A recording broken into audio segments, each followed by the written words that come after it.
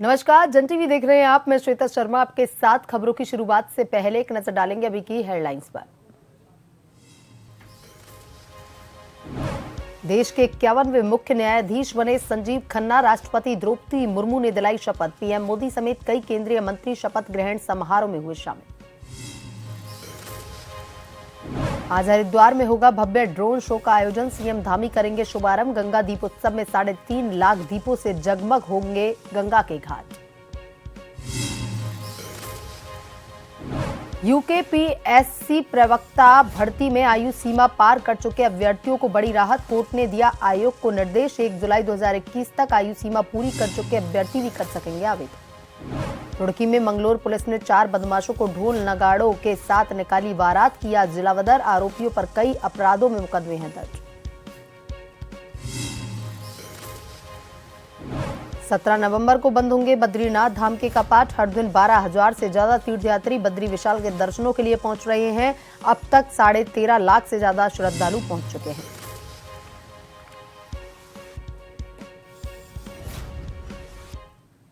और अब खबरें विस्तार से। जस्टिस संजीव खन्ना ने सोमवार को राष्ट्रपति भवन में भारत के 51वें मुख्य न्यायाधीश के रूप में शपथ ली। राष्ट्रपति भवन में आयोजित सादे और गरिमापूर्ण समारोह में राष्ट्रपति द्रौपदी मुर्मू ने उनको पद की शपथ दिलाई। सुप्रीम कोर्ट में वरिष्ठता नियम के मुताबिक जस्टिस संजीव खन्ना 11 नवंबर 2024 से 13 मई 2025 तक 6 महीने के लिए भारत के 51वें मुख्य न्यायाधीश यानी कि सीजेआई के रूप में न्यायपालिका का नेतृत्व करेंगे। सुप्रीम कोर्ट में 18 जनवरी 2019 को जज के रूप में शपथ लेने के बाद से अब तक करीब 6.25 साल के दौरान जस्टिस खन्ना यहां 456 पीठ का हिस्सा रहे और 117 फैसले उन्होंने लिखे। दिल्ली के मॉडर्न स्कूल बाराखंबा रोड से स्कूली शिक्षा पूरी कर वो 1980 में दिल्ली विश्वविद्यालय से स्नातक हुए। फिर दिल्ली विश्वविद्यालय के ही कैंपस लॉ सेंटर यानी कि सीएलसी से कानून की डिग्री ली।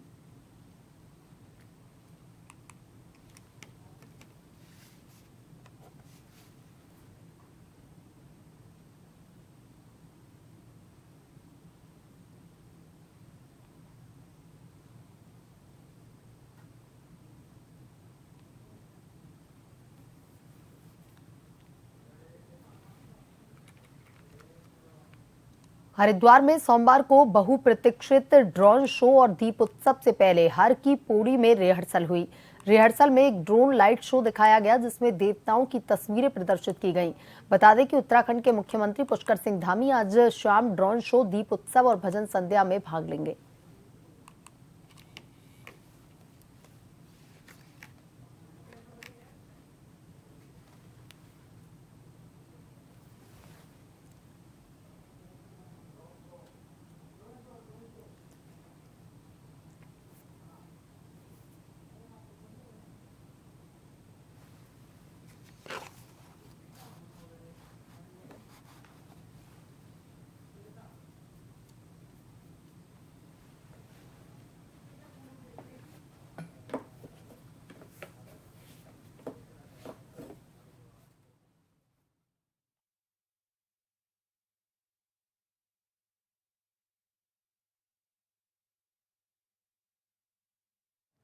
और इसी खबर पर ज्यादा जानकारी के साथ हमारे संवाददाता सरफराज अली फोन लाइन पर जुड़ चुके हैं। सरफराज, आज हरिद्वार में ड्रोन शो और दीप उत्सव का आयोजन किया जा रहा है।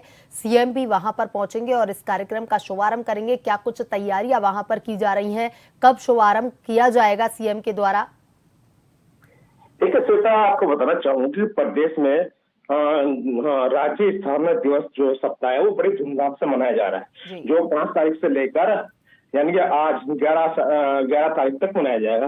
वहीं हरिद्वार की जो हर की पौड़ी है उसके एक भव्य देव उत्सव का आयोजन किया जाएगा, जिसमें कई गंगा घाटों पर 3.5 लाख के लगभग जो दिए है वो चलाए जाएंगे। उसके साथ साथ ही दीपोत्सव में ड्रोन शो का भी आयोजन किया जाएगा, जिसमें 500 से ज्यादा जो ड्रोन है आसमान में एक भव्य आकृति का, यानी कि उसमें भव्य आकृति जो है वो बनाई जाएगी, जिसमें मुख्यमंत्री पुष्कर सिंह धामी आज शाम लगभग 5 बजे के लगभग हरिद्वार पहुंचेंगे। इसमें कई तरह के कार्यक्रम मुख्यमंत्री के आज रखे गए हैं। सबसे पहले जो मुख्यमंत्री जो एचआरडी द्वारा निर्मित देवपुरा में एक क्रिकेट स्टेडियम का उसका उद्घाटन किया जाएगा। उसके बाद जो नवनिर्मित हर की पौड़ी है जो चौकी है उसका शिलान्यास मुख्यमंत्री द्वारा किया जाएगा। इसके बाद हर की पौड़ी पर जो है एक भजन संध्या का भी आयोजन किया गया है, जिसमें प्रसिद्ध भजन गायक कन्हैया मित्तल जो अपने भजनों की प्रस्तुति करेंगे, जिसको लेकर हरिद्वार प्रशासन में एक तमाम तरह की एक तैयारी किया गया, जिसमें जो आयोजन जो है होने वाला है आयोजन कार्यक्रम को लेकर विभिन्न सेक्टरों में इसको विभाजित किया गया है। 14 सेक्टर जो उसमें बनाए गए हैं। जी सरफराज, देखिए ड्रोन शो जो होने वाला है, कितने मायने हैं इस ड्रोन शो के, किन मायनों से खास रहने वाला है ड्रोन शो, कितने लोगों की वहां पर पहुंचने की उम्मीद है, क्या कुछ इंतजाम उन लोगों के लिए वहां पर किए गए हैं, सुरक्षा के क्या कुछ इंतजाम आज वहां पर किए गए हैं? देखिए, मैं आपको बताना चाहूंगी कि जो ड्रोन का जो भव्य जो आयोजन किया जाएगा उसमें कई तरह की कलाकृति जो 500 ड्रोन जो है अपना में एक अनोखा अनुभव वहां पे होगा। पहली बार इस तरह का आयोजन हरिद्वार में होने को जा रहा है। जो राज्य स्थापना दिवस के मौके पर इस तरह का आयोजन किया जा रहा है। वहीं पुलिस प्रशासन की तरफ से जो मैं कह दूं उसकी तैयारी है, यानी पूरी तरह से पुलिस प्रशासन जो है, जो शासन है, पूरी तरह के अपनी तैयारी में जुटा हुआ है।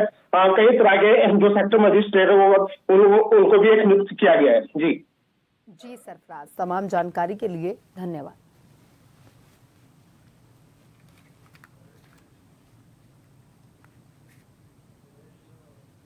उत्तराखंड हाईकोर्ट ने यूकेपीएससी प्रवक्ता भर्ती में आयु सीमा पार कर चुके अभ्यर्थियों को बड़ी राहत दी है। कोर्ट ने आयोग को निर्देश दिया है कि 1 जुलाई 2021 तक आयु सीमा पूरी कर चुके अभ्यर्थी भी आवेदन कर सकेंगे। आयोग ने इंटर कॉलेजों में प्रवक्ता के 613 पदों के लिए आवेदन की अंतिम तिथि 7 नवंबर 2024 रखी। हाईकोर्ट ने इस आदेश के बाद आयोग ने ऑनलाइन पोर्टल 1 हफ्ते के लिए पुनः खोल दिया है।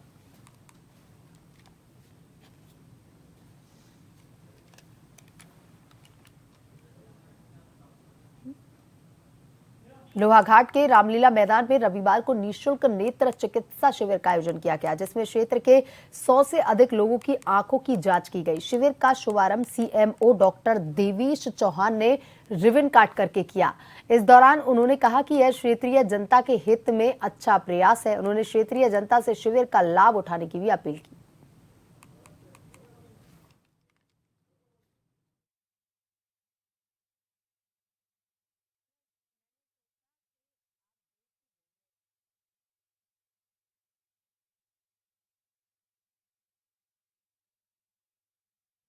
ये एक एनजीओ ने लगाया, परमिशन लेकर के लगाया। यहाँ पर आई के यहाँ पे स्क्रीनिंग हो रही है।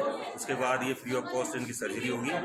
लाना रहना खाना पीना सब इनकी तरफ से रहेगा और ये बहुत अच्छा मौका है। काफ़ी भीड़ हो रही है यहाँ पर, काफ़ी बुजुर्ग माता बहनें और सब आ रहे हैं, वो लोग भी आ रहे हैं, देखा हूँ मैं, काफ़ी भीड़ है। तो ये एक अच्छा प्रयास है, मैं भी इसमें सहयोग कर रहा हूँ और मैं चाहूँगा कि जो ये कैटरेक्ट का ऑपरेशन कर रहे हैं हमारी तरफ से, हमारे विभाग की तरफ से भी जो सुविधा दे पाऊँ मैं उसमें काम करूँगा और ये बहुत अच्छा प्रयास है, इसकी सराहना करता हूँ। और पिथौरागढ़ जिलाधिकारी विनोद गोस्वामी एवं हरिदत्त कापड़ी ने रविवार को नगरपालिका भाटकोट स्थित वारात घर में एकल प्रदेश स्तरीय खेलकूद रैली को हरी झंडी दिखाकर रवाना किया। जिलाधिकारी ने सभी प्रतिभागियों से परिचय लिया एवं खेल में प्रतिभाग करने वाले सभी खिलाड़ियों को बधाई शुभकामनाएं दी। उन्होंने बच्चों से खेल में बढ़ चढ़कर प्रतिभाग करने को कहा।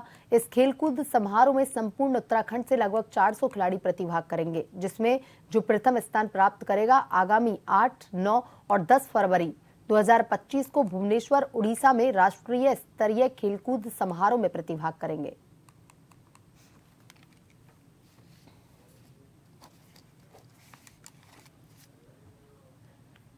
चंपावत में बाराकोट ब्लॉक के तल्ला वापरू की रहने वाली गरीब विधवा महिला रेवती देवी अपने 3 बच्चों के साथ टूटी छत के नीचे रहने को मजबूर थी, जिसका लोहाघाट एसडीएम रिंकू बिष्ट ने तत्काल संज्ञान लेते हुए अधिकारियों को तुरंत उसके लिए भवन निर्माण के निर्देश दिए।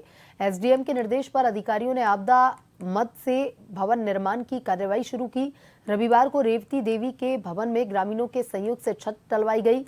वहीं रेवती देवी ने एसडीएम रिंकू विस्ट को मदद करने के लिए आशीर्वाद देते हुए धन्यवाद दिया।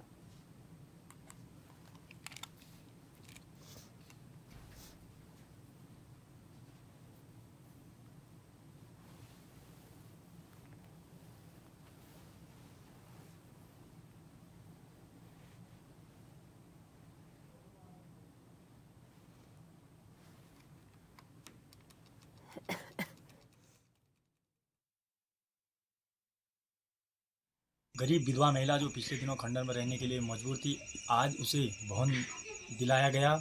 इसके लिए रेवती देवी एवं समस्त ग्रामीणों के द्वारा एसडीएम लोहाघाट को धन्यवाद देते हैं और सीएम साहब को धन्यवाद देते हैं, जो कि गरीब महिला की एसडीएम लोहाघाट ने मदद की। इसके लिए एसडीएम लोहाघाट का बहुत बहुत धन्यवाद।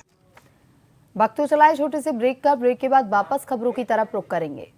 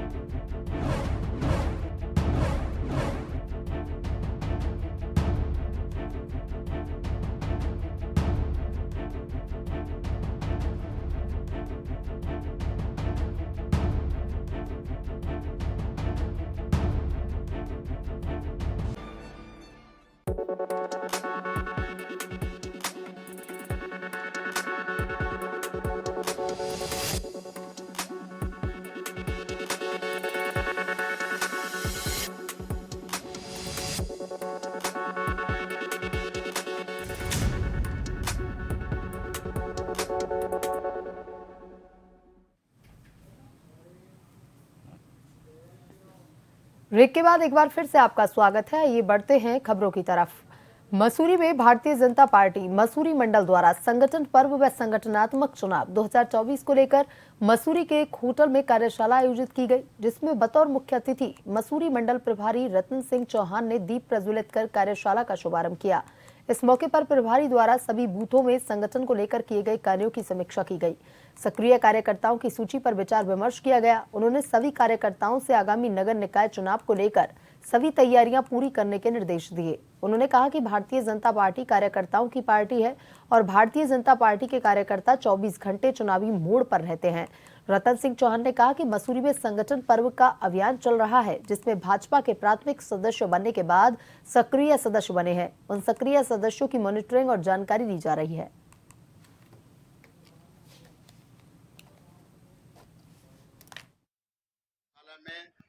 जो पहले प्राथमिक सदस्य बने भारतीय जनता पार्टी के, उसके बाद सक्रिय सदस्य बने हैं, उन सक्रिय सदस्यों तक की यहाँ पर आज एक तरह से मॉनिटरिंग की जाएगी, जानकारी ली जाएगी कि मसूरी मंडल में हमारे कितने सक्रिय सदस्य बने। इसके बाद जैसा कि संगठन ने हमें निर्देशित किया है कि 11 नवंबर से हमारे संगठन के प्राथमिकी चुनाव प्रारंभ हो जाएंगे। बूथों का गठन होना है। प्रत्येक बूथ के जो है 11-11 लोगों की कमेटियां बननी है। 30 नवंबर तक ये एक अभियान चलेगा और पूरे जो हमारे 67 बूथ हैं, उन बूथों की कमेटियों को सही तरीके से बनाना है। रुड़की की मंगलोर कोतवाली पुलिस ने 4 बदमाशों की वारात निकालते हुए ढोल नगाड़ों के साथ जिले की सीमा से जिलावदर किया। बता दें, आरोपियों पर कई अपराधों में मुकदमे दर्ज हैं। उन पर गुंडा अधिनियम के तहत कार्रवाई करते हुए रिपोर्ट न्यायालय जिला मजिस्ट्रेट को भेजी गई। कोर्ट के आदेश पर चारों आरोपियों को 1-1 महीने के लिए जिलावदर के आदेश दिए गए, जिसके बाद पुलिस ने चारों आरोपियों की बारात निकालते हुए जिलावदर की कार्रवाई की, जिनको उत्तर प्रदेश की सीमा से छोड़कर सख्त हिदायत दी है।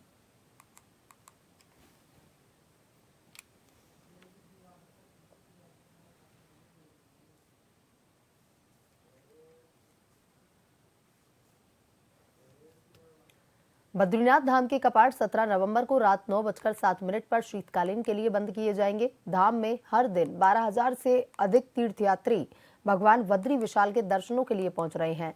बता दें, अब तक 13,59,853 तीर्थयात्री भगवान बद्री विशाल के दर्शन कर चुके हैं।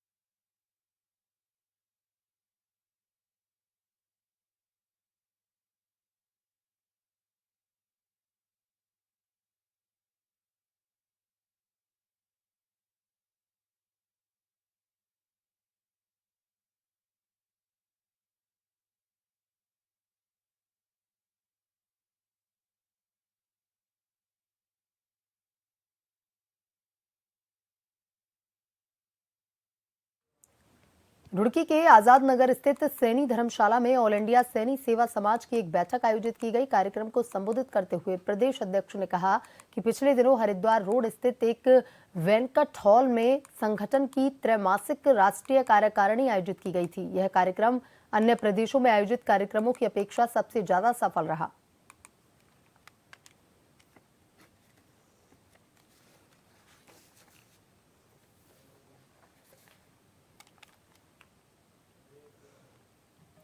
रुड़की के माधोपुर गांव में डीजे पर गाने को लेकर दो पक्षों में जमकर धारदार हथियार चले, जिसमें एक ही पक्ष के 7 लोग घायल हुए, जिनमें 2 की हालत को गंभीर देखते हुए हायर सेंटर ऋषिकेश रेफर किया गया। वहीं मौके पर पहुंची गंगनहर कोतवाली पुलिस पूरे मामले की जांच में जुटी। फिलहाल तनाव को देखते हुए गाँव में पुलिस बल तैनात किया गया।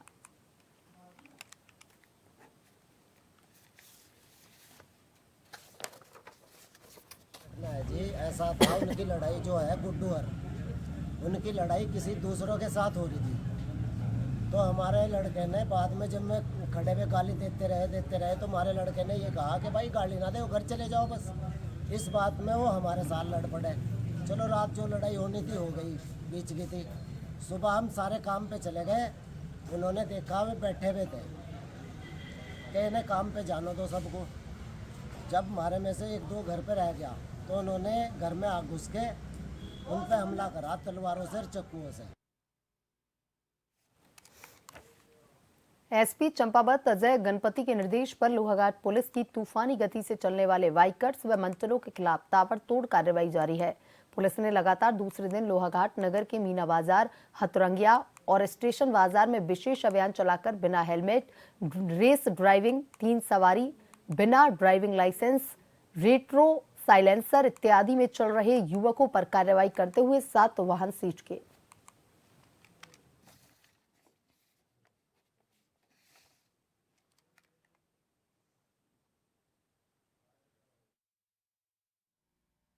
ऐसा है कि जो स्कूल टाइम में बच्चे निकलते हैं तो कुछ मंचूले टाइप हैं, कुछ स्पीड ड्राइविंग करते हैं, कुछ बिना हेलमेट है, जिनके कारण उनका जीवन तो भय में रहता है, उसके अलावा अपने साथ दूसरों का जीवन भय भी डालते हैं।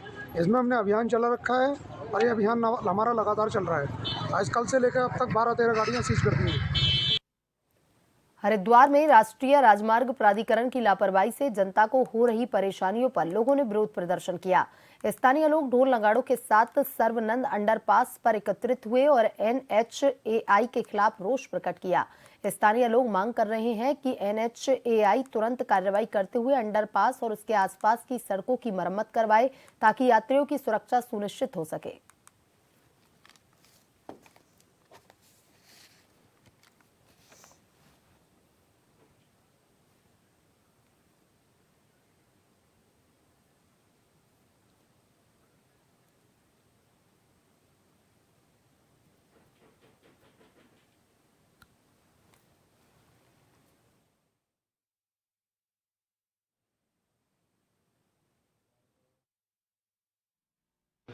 NHAI के खिलाफ महानगर व्यापार मंडल के संयोजन में एक विरोध जताया गया।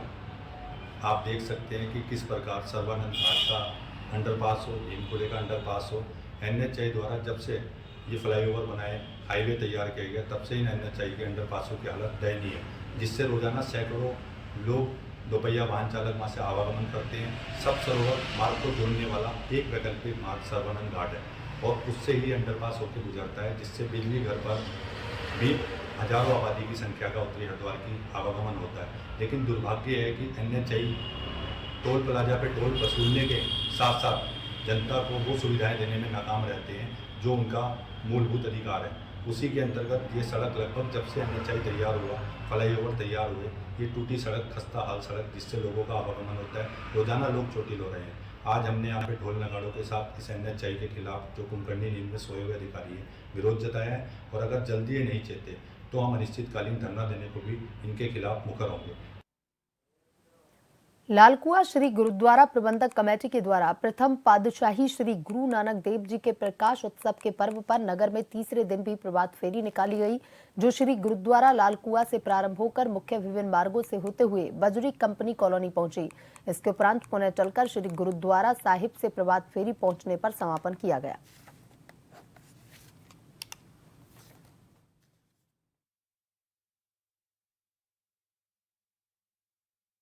पूर्व है, इससे जो है 5 प्रभात फेरियां निकाली जाती हैं, जिसमें आज तीसरी प्रभात फेरी संपूर्ण हुई है और 2 प्रभात फेरी कल और परसों और निकलेगी।